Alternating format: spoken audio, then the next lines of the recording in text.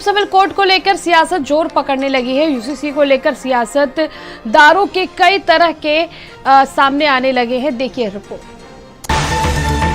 Uniform civil code को लेकर छिड़ी सियासी जंग अब और तेज हो गई है। जैसे ही पीएम मोदी ने यूनिफॉर्म सिविल कोड को लागू करने का संकेत दिया, उसके बाद अल्पसंख्यक समुदाय के लोग अब खुलकर मैदान में उतर आए हैं। सिख गुरुद्वारा प्रबंधन कमेटियां पहले से ही विरोध कर रही थीं और अब all India Muslim personal law board भी आर पार के मूड में आ चुका है और बीजेपी सरकार पर तानाशाही के आरोप लगाए जा रहे हैं। मुस्लिम धर्मगुरुओं की तरफ से यूनिफॉर्म सिविल कोड को हिंदू राष्ट्र की कल्पना बताई जा रही है। जैसे ही भोपाल में प्रधानमंत्री नरेंद्र मोदी ने यूसीसी लागू करने के संकेत दिए, उसी के बाद से मुस्लिम धर्मगुरु और विपक्ष की कई पार्टियां इसके विरोध में खुलकर मैदान में आ चुकी हैं।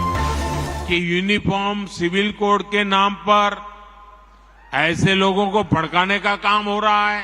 भारत के संविधान में भी नागरिकों के समान अधिकार की बात कही गई है कि जितनी भी रिलीजियस कम्युनिटीज़ हैं, सबके अपने पर्सनल लॉज हैं और कोई भी रिलीजियस कम्युनिटी इस बात को पसंद नहीं करेगी कि उसके पर्सनल लॉज में किसी किस्म के चेंजेस किए जाएं। फंडामेंटल राइट हमें यह हक और इख्तियार देता है कि हम अपने मजहब पर पूरी आज़ादी के साथ अमल करें और यह हमारा अधिकार है और मुझे लगता है कि इस अधिकार को छीनने का हक किसी को नहीं मिलना चाहिए। मजहब की आज़ादी को छीन कर मुझे लगता है कि फिर उससे मजहब के दायरे से बाहर निकाल कर अगर कोई अमल कराता है तो ये जमहूरियत के खिलाफ और सेकुलरिज्म के खिलाफ बात होगी। कि ये मसला मज़हब का है।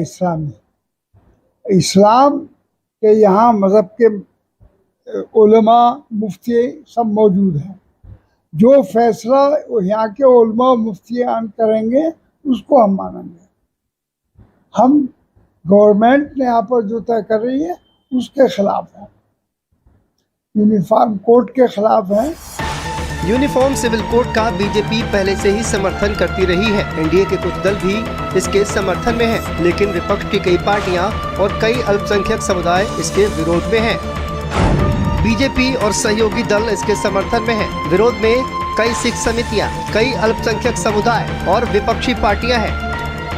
आइए आपको बताते हैं कि क्या है यूनिफॉर्म सिविल कोड। सभी के लिए एक समान कानून, सभी धर्मों के लिए एक ही नियम, धार्मिक कानून नहीं होंगे लागू, शादी और तलाक पर एक जैसा नियम, संपत्ति बंटवारे में एक जैसा नियम, यूसीसी से धार्मिक कानून रद्द होंगे।